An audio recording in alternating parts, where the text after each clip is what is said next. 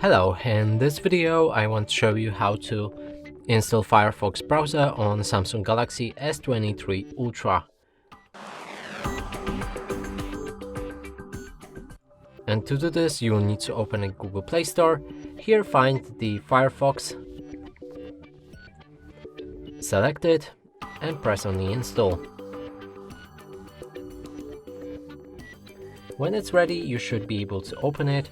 Here you can customize your browser by changing the different theme, picking a toolbar placement, sign in to turn on synchronization and switch between privacy protection settings. There's also option to read the privacy notice, and finally let's start browsing.